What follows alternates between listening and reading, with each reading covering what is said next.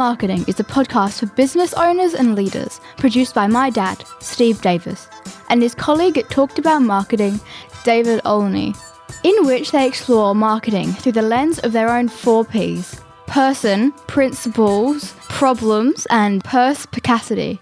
Yes, you heard that correctly. Apart from their love of words, they really love helping people. So they hope this podcast will become a trusted companion on your journey in business.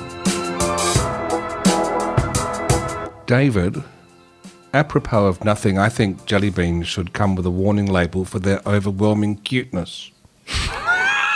I was just sitting here thinking that apropos of nothing, David Sylvian is cool. Well, apropos of nothing, I've decided that llamas would make excellent life coaches. They would. They're fluffy, they don't make loud noises, and they sit really, really still so the pumas don't find them. See, you just grounded that in some rationale, whereas for me it was apropos of nothing. Yeah, but my reason is always unreasonable. It's okay. Our 4 Ps. Number 1, person. The aim of life is self-development, to realise one's nature perfectly. That is what each of us is here for. Oscar Wilde. In the person segment this episode, we're continuing something we started last episode, and we're walking through 16 powerful sentences by Fyodor Dostoevsky, one of the great Russian writers. And we have 8 left.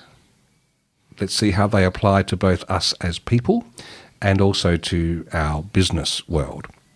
Here's number 1 for this episode.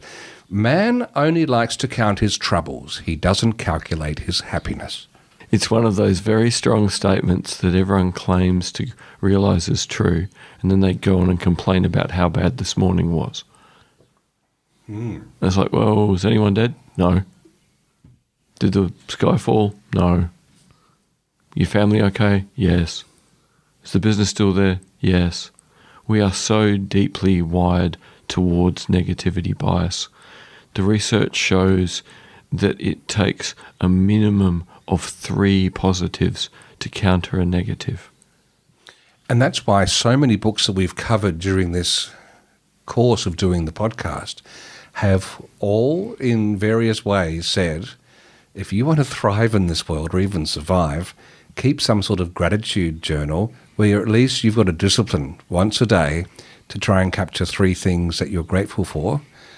And I still haven't done it. I must do that because I think I did it temporarily when I was going through a particularly tough patch, and it instantly made life better. It brought more colour into the world. How do I make that stick? I wouldn't worry too much about making it sick. Like, I can only make myself do it when I'm really stressed. And my slight variation is 3 times in a day I'll write what went well and why. Okay. And I find what went well because it can be the simplest thing of had a nice coffee because someone cared to do it properly.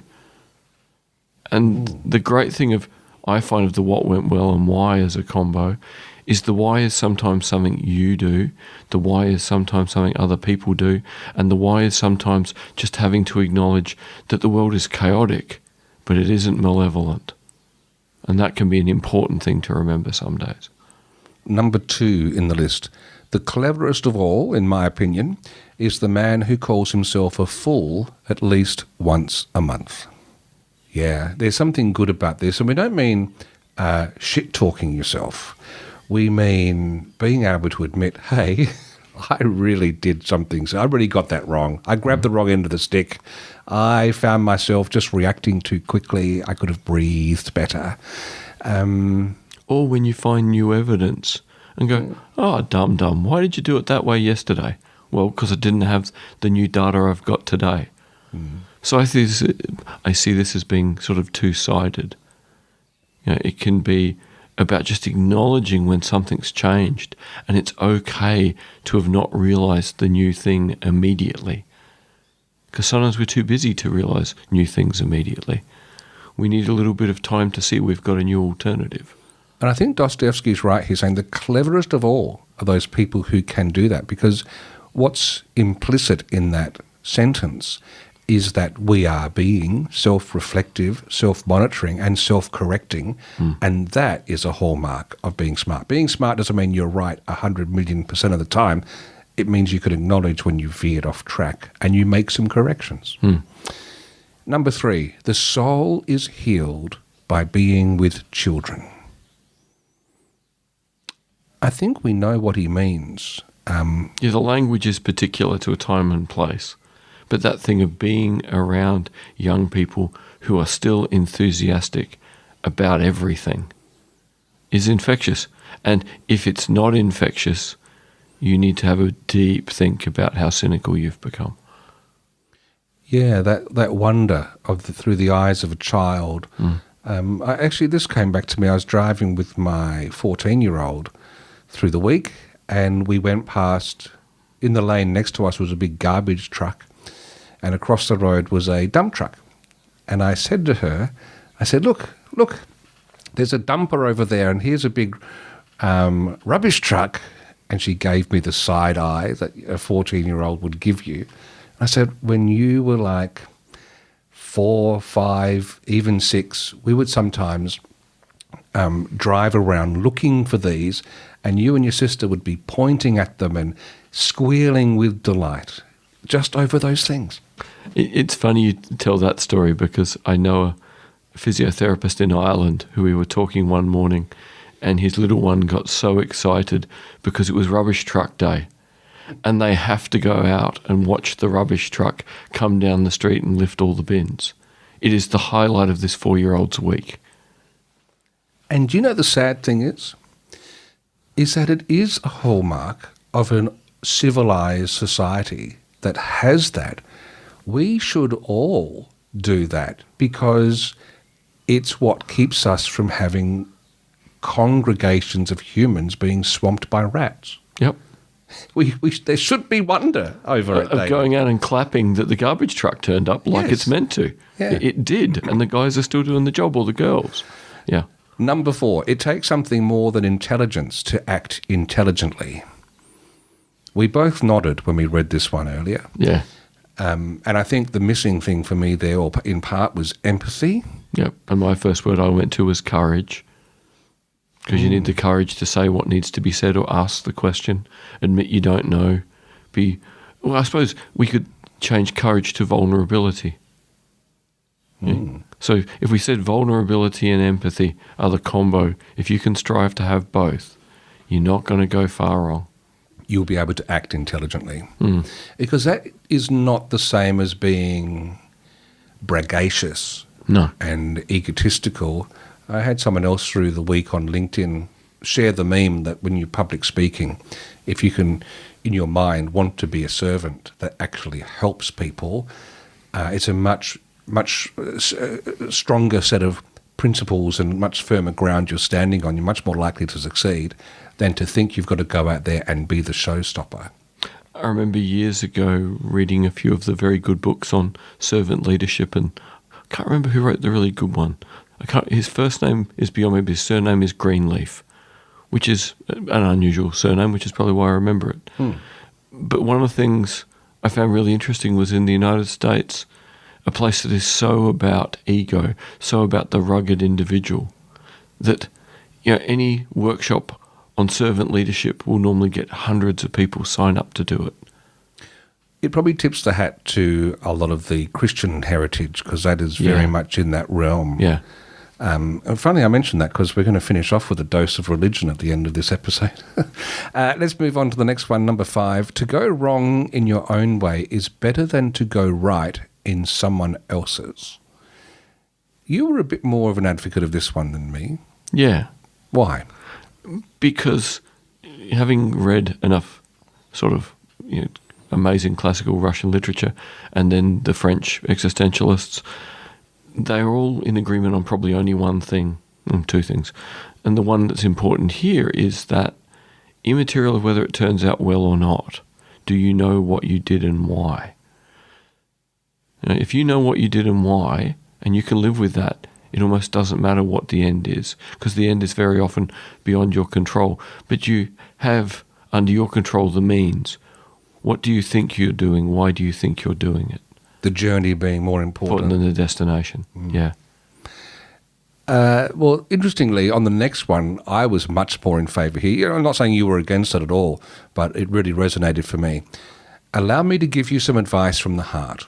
There is a single refuge, a single medicine, art and creative work.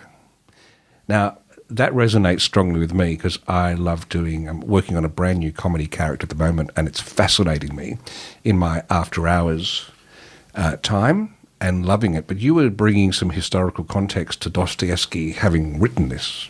I was just thinking in terms of the Russian authors who would say things like that were people who had done well enough in life to go, well, what am I going to do tomorrow? Nothing, or make art.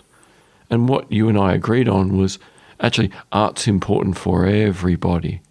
And it's finding the time at the end of the workday, after family time, to pick up your instrument, sit down with a pen, pick up a paintbrush, that fitting it in around everything else is its ultimate power.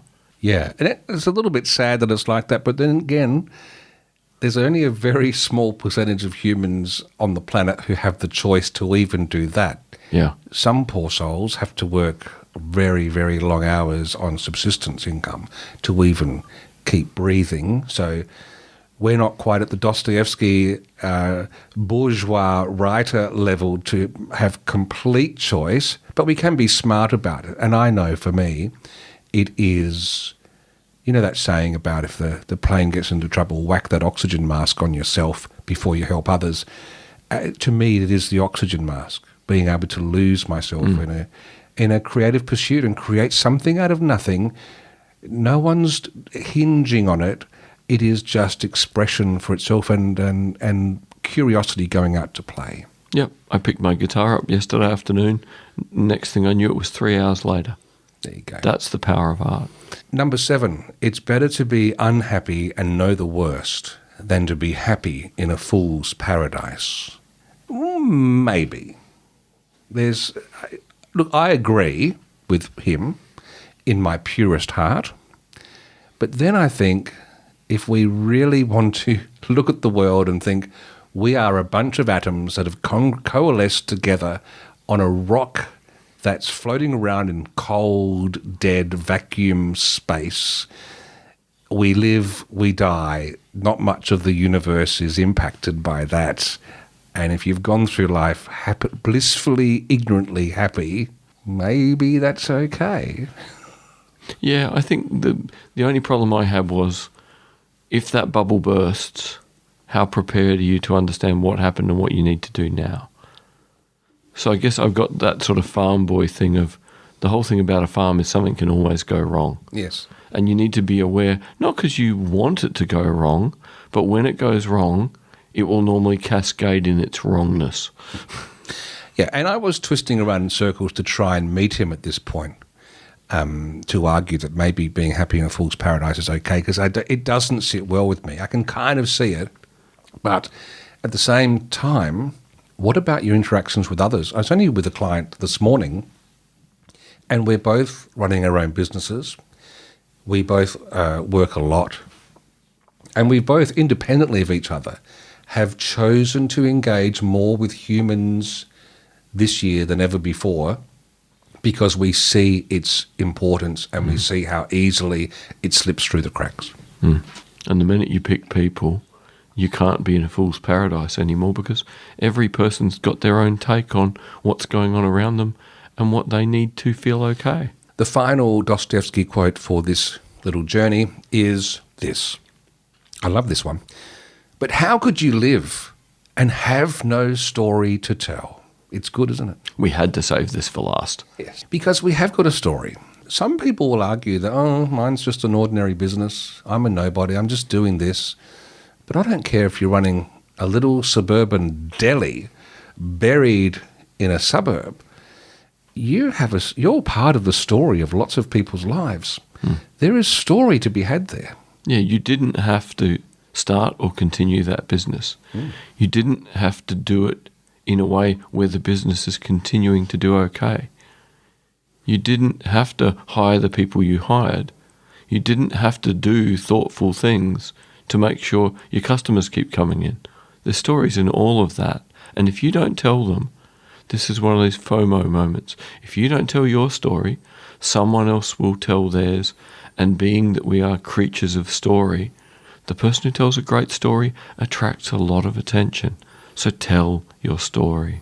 And it's possible, though, in the busyness of particularly running a business, let alone just life, if I could use that same person, a fictitious person I'm thinking of, they may not realise how much power they've got to transform other people's lives. That person who comes in who's 5 cents short and they say, you know what, don't worry about it today, could have huge ramifications of positiveness or positivity in that person's life.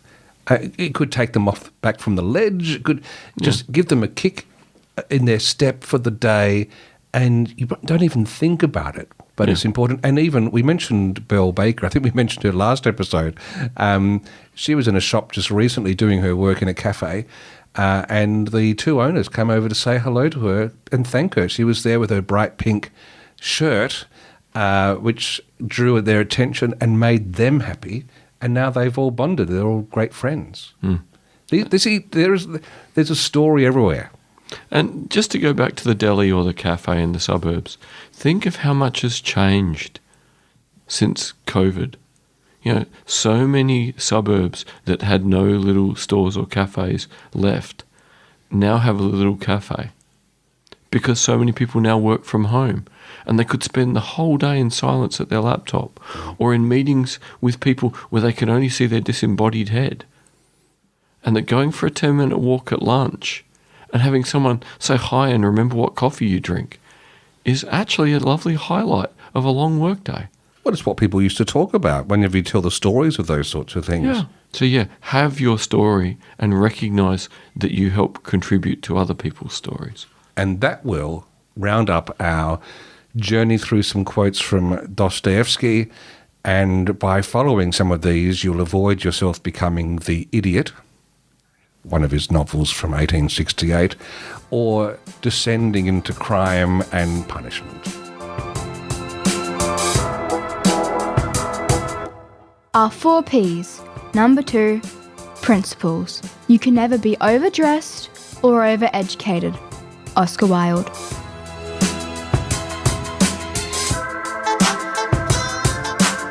Just recently, I was doing some songwriting with Rick Price, who'd been known to many people. He had a number of big hits in the 1990s in particular. Still going strong, great singer, songwriter. I'm writing songs with him on behalf of a new comedy character I'm working on. And just during our conversation, out of nowhere, or apropos of nothing, you could say, he mentioned how he's particularly enjoyed listening to Woody Allen's autobiography, which is read by Woody Allen, and it's called Apropos of Nothing, which, if you're not familiar with that saying, it just means for no real reason, not related to anything else, boom. It's I was saying, we started the show with some of these, like apropos of nothing. If clouds could talk, I bet they'd gossip about the sun's bad hair days. Completely disconnected. It's just apropos of nothing. And I think it's a great title, by the way, for an autobiography. Don't you? A self-deprecating title, don't you think? It's that thing of let the art speak, ignore the person who made it. I think that's probably what he's getting at. That's interesting because, yes, he does traverse some of the controversies surrounding his life, which throws a whole new light on it, which was interesting. But the thing that made me want to raise his autobiography here, this man has produced many films. Many. He's prolific. And just something he said stuck with me, and I thought, I want to share this in the principles segment. He got advice from someone very early on in his career not to listen to the critics or even the studios, and to maintain artistic control of his output. If you've got a vision and a story, pursue it through to the end, which he has. He said he's been very lucky to do that. He hasn't made the gazillions of dollars you think because he's had some hits, he's had many misses, and his budgets have always been humble. He was saying in the book that he's had some very big stars work with him, but it's because they want to, and they work for basically the basic union fee. There is no largesse in a Woody Allen production, but he gets a weird idea, and you think, oh, that's interesting. Let's turn that into a script and see what happens, and see if the world likes it or not. I think there was one that he mentioned towards the end of the book called a rainy day in New York, or rain in New York, or something of that ilk. And it just so happened it was on one of the streaming services, so I watched it. And he said it was one of his better movies, he thought, but it just didn't do well at all in America. And yet it's done well around the world. And I guess this is where, that saying, beauty is in the eye of the beholder. We have to be careful whose voices we listen to when it comes to critiquing our work. The truth is, I was not at all affected by the criticism. But I'm lucky that way. For better or worse, I sort of live in a bubble. I gave up reading about myself decades ago and have no interest in other people's appraisal or analysis of my work. This sounds arrogant, but it's not.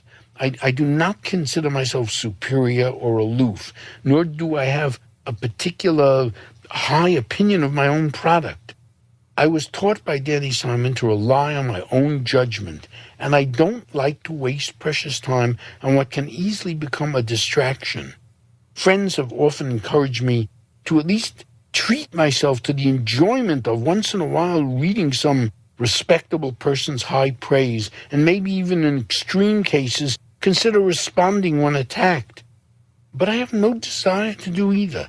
I guess Johnny Carson had the more understandable attitude. Challenge your assailant, which he did strongly and decisively that night.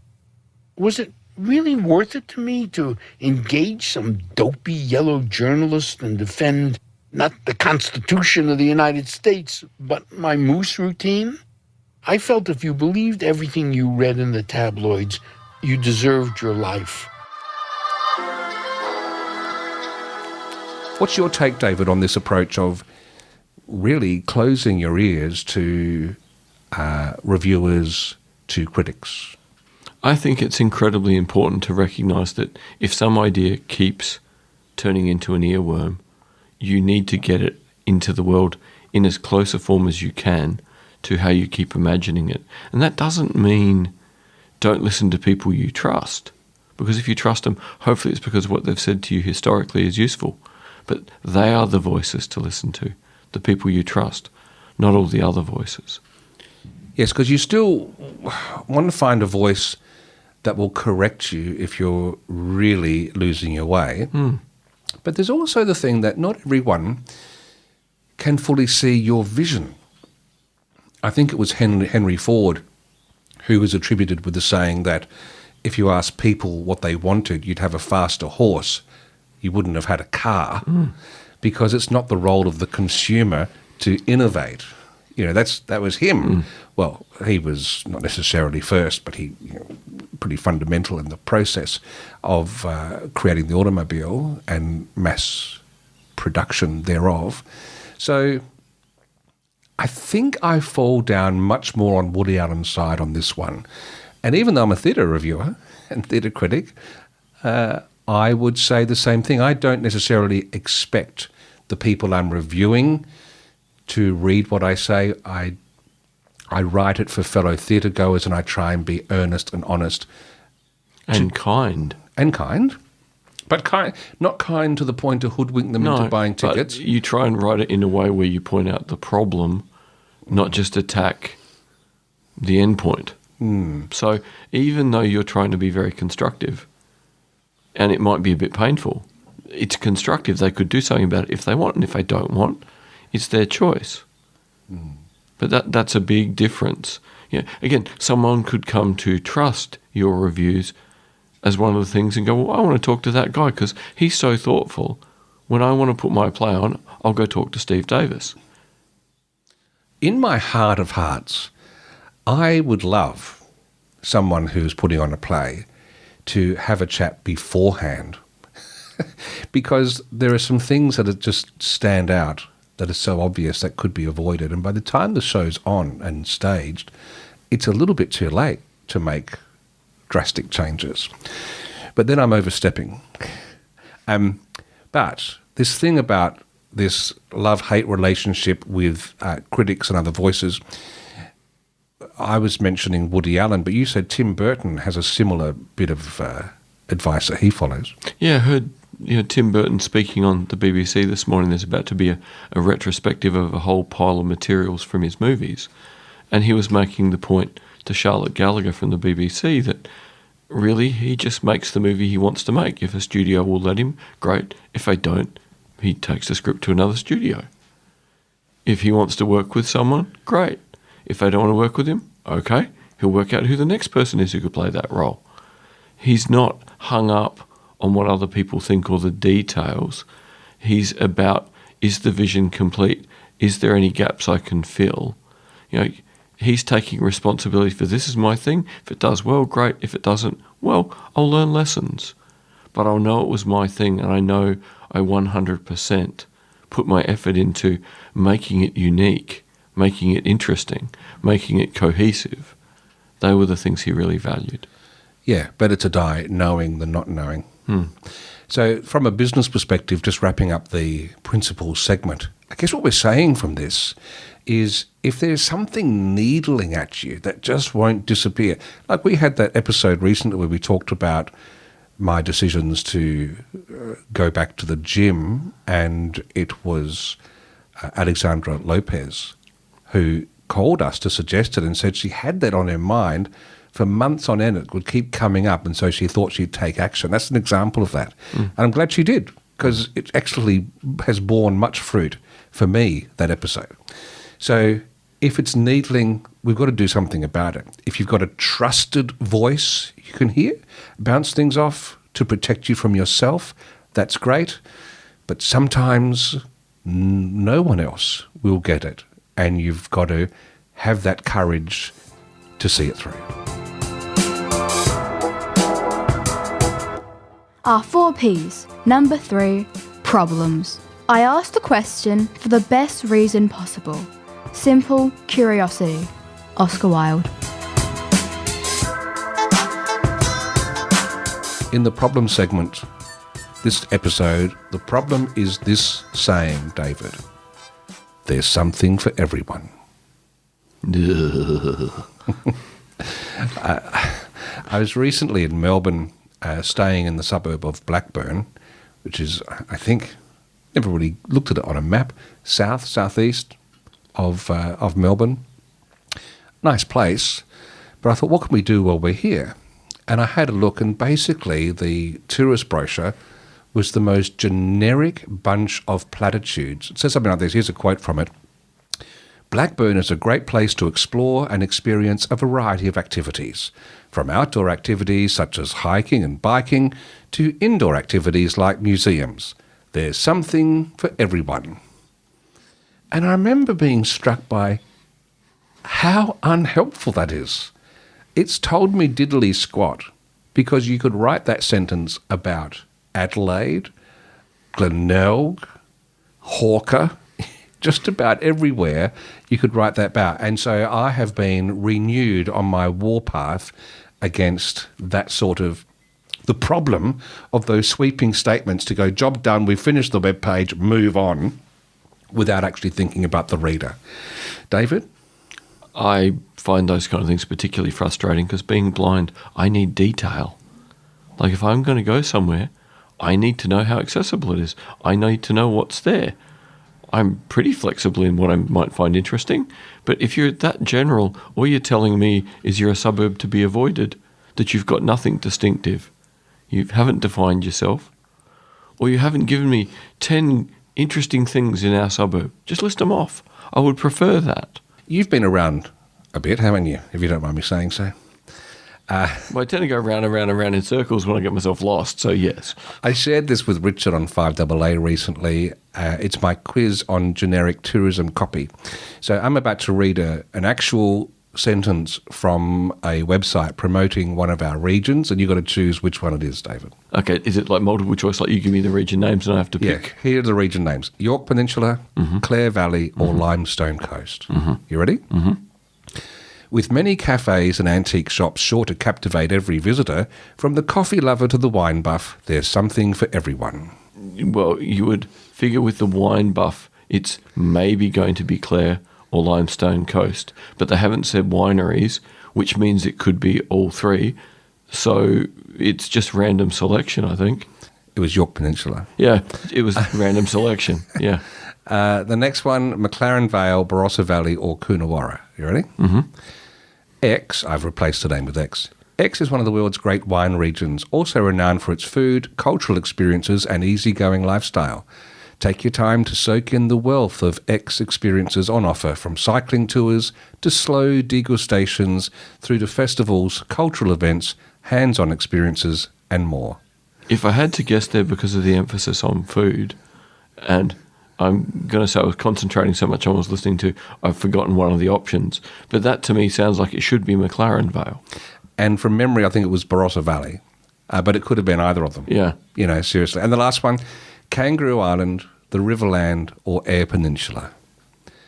There's something for everybody here. Nature and wildlife, food and wine, adventure or relaxation. X has it all and more.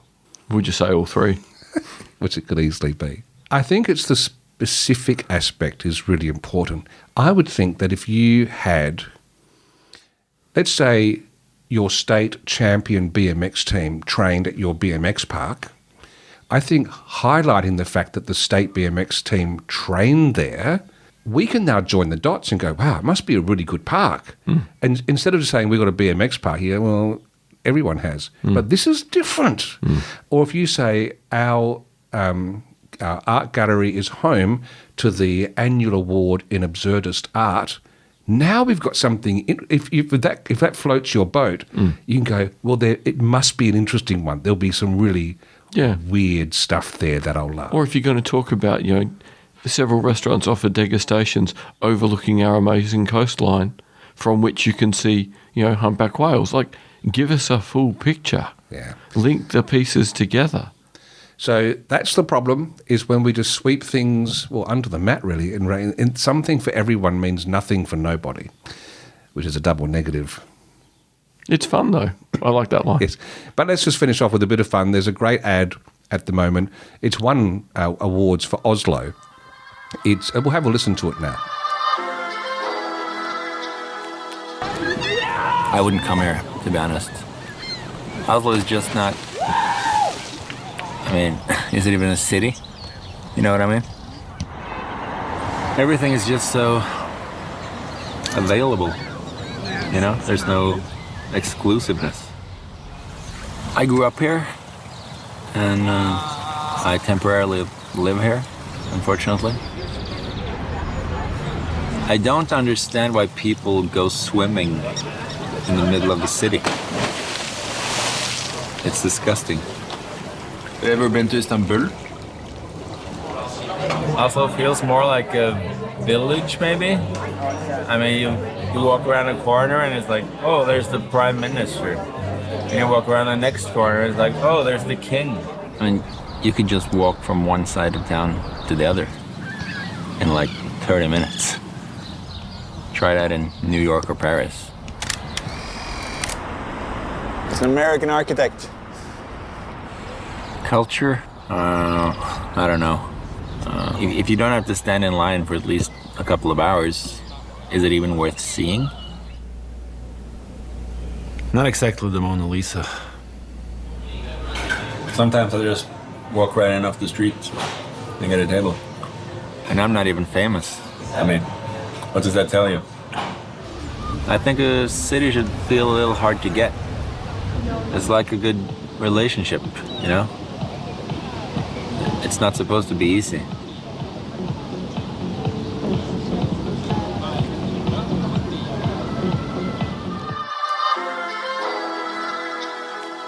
So there it is. We have an unenthusiastic local saying, well, I wouldn't come here, but done in a way, obviously, of love and self-deprecation, and it just works. It's so Scandinavian, it's great. And what I love about it, and this is the thing to remember, if our brains see, I was talking to someone who wants to write some corporate copy for a brochure. if it looks and talks and feels like every other corporate brochure, no one's going to read it because the brain goes, oh, I know what's going to be there. But if it's saying, and in fact this was an IT service company I was talking to, if it said, let the hackers do their worst, let the arsonists burn my business to the ground, the sun will still come up tomorrow because I'm with XYZ IT. Now that would grab your attention. Yeah, you need some proof, but at least you're interested. Yes, exactly. So there we are. Let's forget being generically universal and let's get some specificity into our messaging.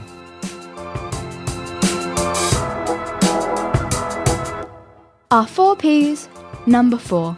Perspicacity. The one duty we owe to history is to rewrite it. Oscar Wilde.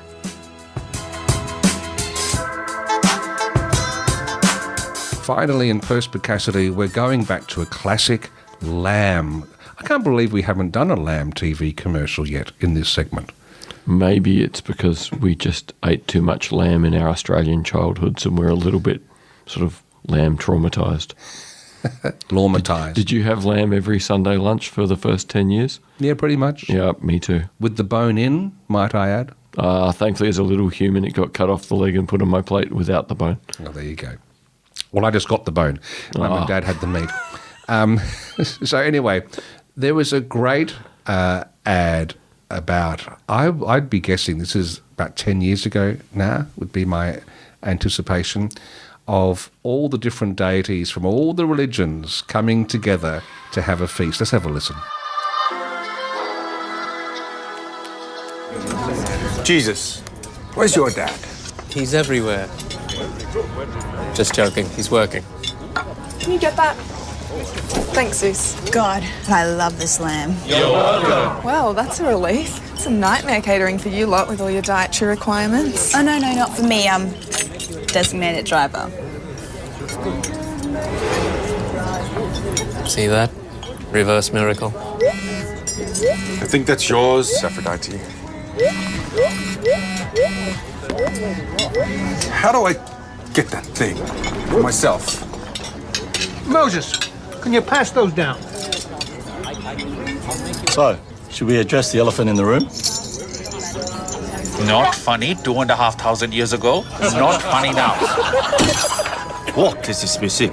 It's his playlist. Oi, Christian rock. This one's about me. They're all about you.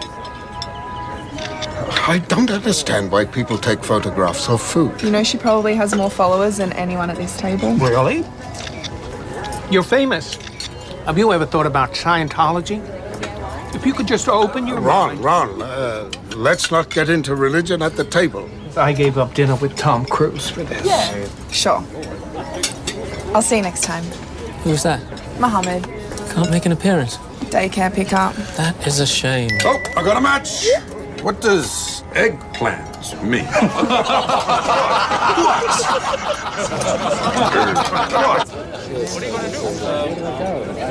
I don't mean to be rude, but what religion are you? Oh, I'm no religion, which is the fastest growing religion in Australia based on recently published census data.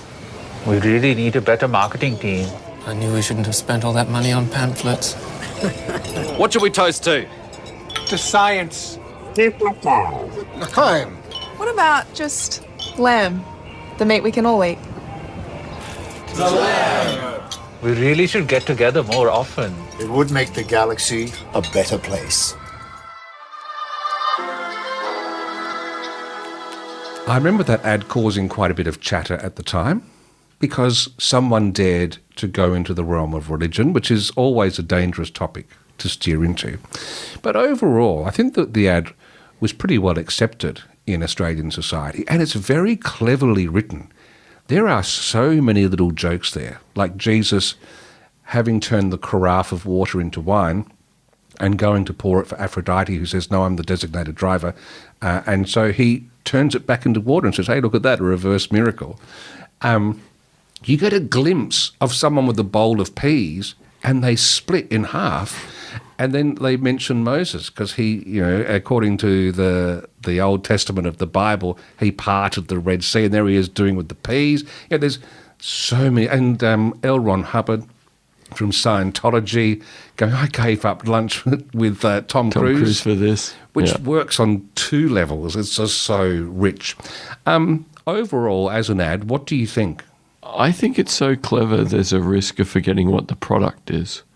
But I don't mind that because it's so clever. That is often a risk with clever ads. My instinct is they kept it grounded well enough with their core message. Because, yes, that can often be the runaway train. But I think having the young woman always in shot, who is the host, and she leads the conversation about what they're eating. She brings it back. And the visuals might be helping for you in a way. Again, I'm not seeing what's on their plate, but maybe that's regrounding at every moment. Is everyone basically eating a different lamb dish in the ad? There's actually not that much focus close on the plates. Okay. Interestingly enough. So other than watching the peas separate, in the main, they're eating. You can tell that from the fact they're around the big table and you've got all the noises of people at a table, but it's not They're talking specific. more so than eating. So there's no real mastication happening. They're just talking. So that's what grounds it, is they've come together around the table. So that reminds us always that they're eating something. We know it's lamb from the outset. Here's the thing that's in the back of my mind. At the time of recording, Israel's a year into its various war with Palestinians and in Lebanon, which possibly means tolerance for having some elastic joking across religious boundaries might be more fraught than usual. Would this temper your thinking about running an ad like this in 2024, David, or do you think it's timeless enough to survive? I think we need it more than ever to remind us that there's always things we have in common. But I think it might be a hard pitch, to get people to take the risk. Like, I would certainly make the strong argument that it's worth running. Because I think it's clever, it's fun, it's respectful of everyone. The cheeky bits are really only aimed at L. Ron Hubbard. Everyone else comes out of it looking pretty good. Even the ancient Greek gods come out of it looking pretty good. Yeah. I think it's worth the risk for the fact that it's about bringing people together and trying to show that, even in a very simple way, there's things we have in common. And we do hear a lot, and we hear it at the moment during the Republican-Democrat presidential election in America, which is so polarised in media coverage. There's often a lot of commentary about having this huge mass of people in the middle who are actually pretty balanced about things. So my instinct is not dissimilar to yours, that it would be good for the world to have this, but I think it might get vetoed by people being paranoid that it could become controversial. Yeah, let's not even let it happen and find out. Let's just play it so safe that we make the world smaller. But if it is smaller, you can afford to buy a cheaper cut of lamb. That's true. But then Dostoevsky will be upset that we made the world smaller and he didn't have enough lamb. Oh, the idiot. Thank you for listening to Talking About Marketing. If you enjoyed it, please leave a rating or a review in your favourite podcast app. And if you found it helpful, please share it with others. Steve and David always welcome your comments and questions, so send them to podcast@talkedaboutmarketing.com. And finally, the last word to Oscar Wilde. There's only one thing worse than being talked about, and that's not being talked about.